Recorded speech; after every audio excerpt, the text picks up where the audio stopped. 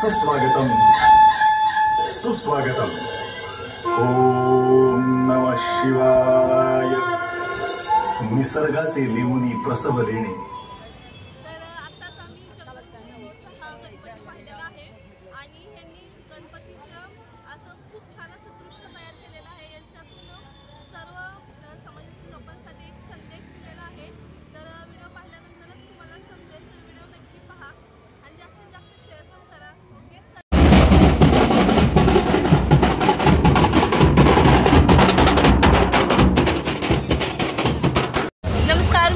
तर आता मी चाललेले आहे भांडूप विभागामधील गणपती बाप्पाचे दर्शन घेण्यासाठी। तर चला तुम्हाला मी दर्शन देते। इथे आहे संचल आणि इकडे बसलेले आहेत संचलचे पप्पा। चला आम्ही तिघे चाललेलो आहोत गणपती पाहण्यासाठी आणि इथे गणपतीही आहेत।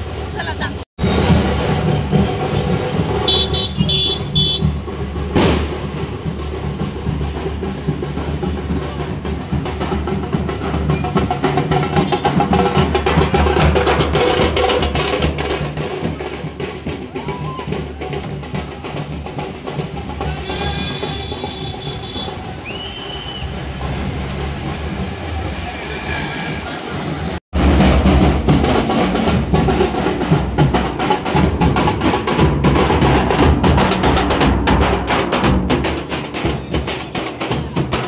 चलतात पार्किंगच्या गाड्या लावलेल्या आहेत ना गाड्या। ऐका ना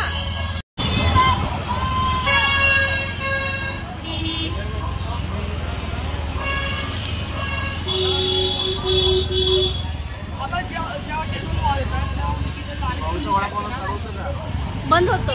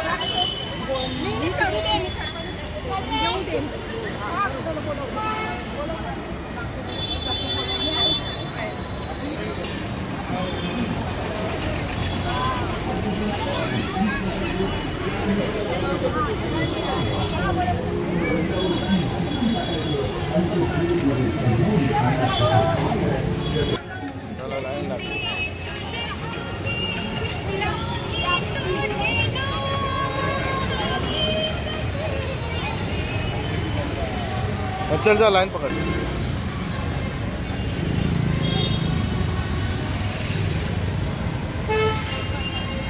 तर या ठिकाणी तुम्ही पाहू शकता, आता मिळालेलो आहोत जंगल मंगल रोड या ठिकाणी. तर या ठिकाणी प्रसिद्ध असं गणपती आहे आणि मी ऐकलेलं आहे येथील जे दृश्य आहे ते खरंच खूप सुंदर असं बनवलेलं आहे. तर चला आता आपण पाहूया. तर या ठिकाणी तुम्ही पाहू शकता भरपूर अशी लाईन लागलेली आहे गणपती बाप्पाच्या दर्शनासाठी. तर चला काही वेळातच आपलाही नंबर येईलच.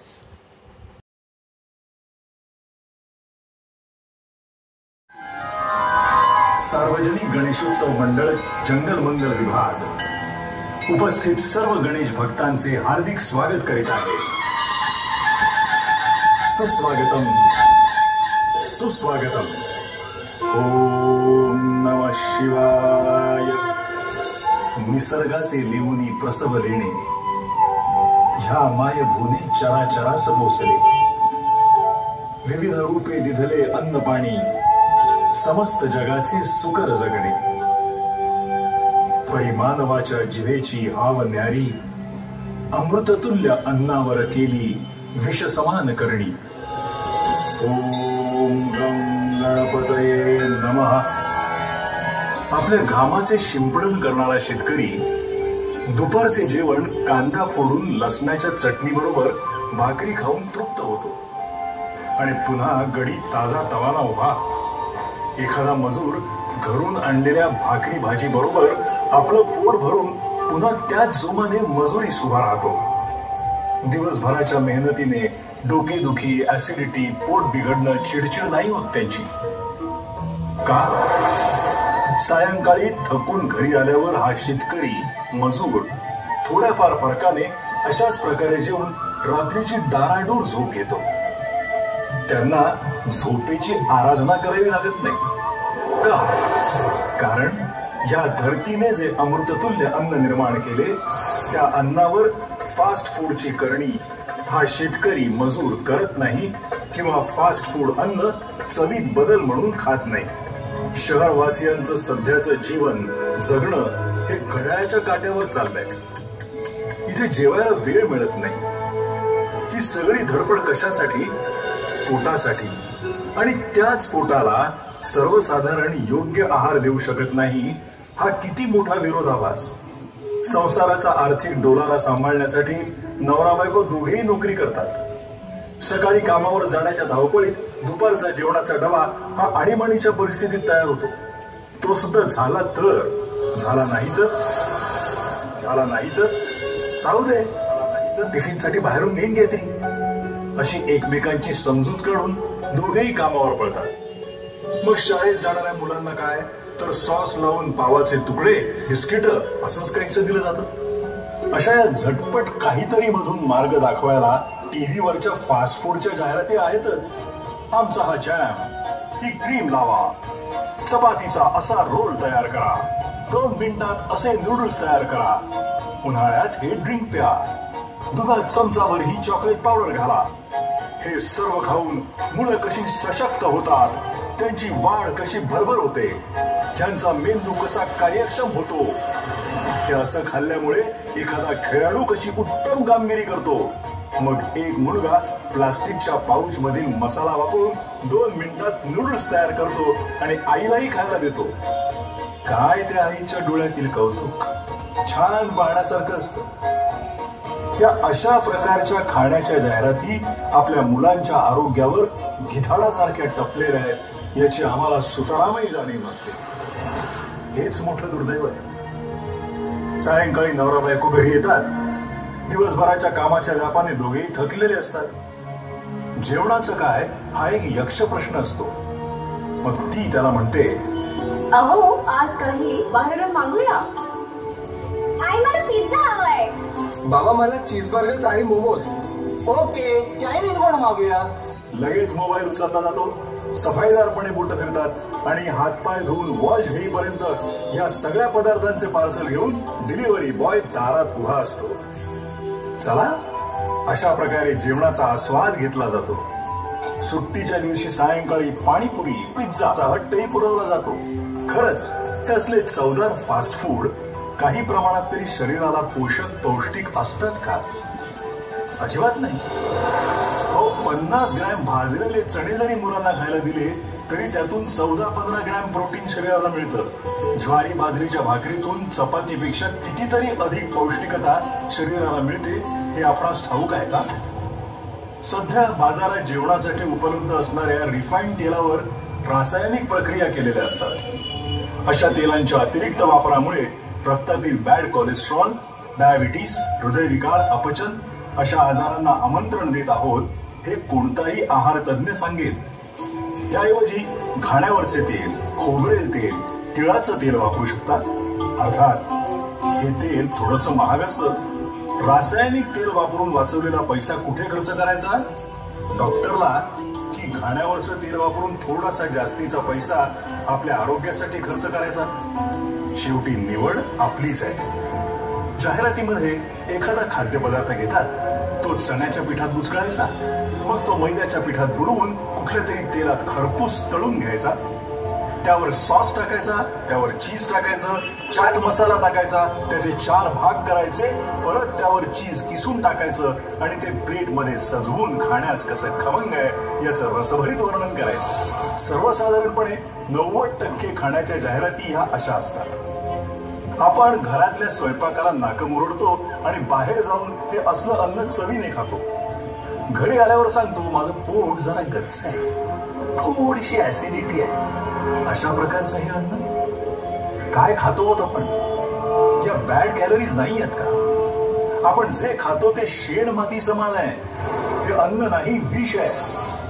आपलं हे अशा प्रकारचं खाणं एखाद्या डॉक्टरने मोठी गाडी घेतल्यावर त्याच्या EMIचे हप्ते भरण्याची सोय आपण करत असतो. चालू राहू द्या. फिजिशियन, कार्डिओलॉजिस्ट, न्यूट्रिशियन, डायटिशियन हे सगळे तज्ञ तुमच्या या भेळपुरीच्या फास्ट फूडच्या पैशावर छान छान गाड्या घेऊन मोठमोठ्या घरात राहणार आहेत. चालू राहू दे. मोबाईल वापरणाऱ्या माझ्या मित्रांनो, भावांनो, भगिनींनो, जरा गुगल सर्च करा. फास्ट फूड मधून आपण काय माती खात आहोत ते समोर येईल.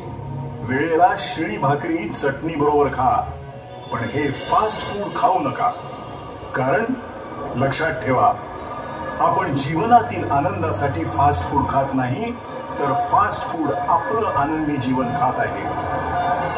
हे विघ्नहर्ता गणपती गजानना, या वसुंधरेने दिलेल्या अन्नाचा योग्य वापर करून आमच्या मुलाबाळांच्या पिढ्या सक्षम आणि आरोग्यदायी घडवण्याची सद्बुद्धी आम्हास दे, हीच तुझ्या चरणी प्रार्थना. गणपती बाप्पा मोरया. जय हिंद, जय महाराष्ट्र.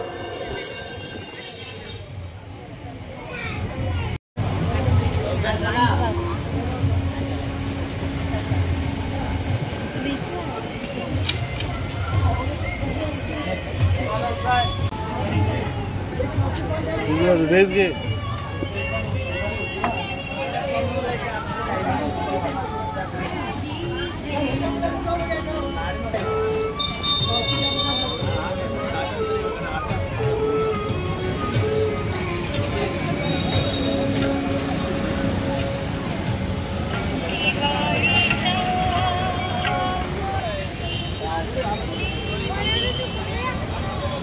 चला आता कुठे?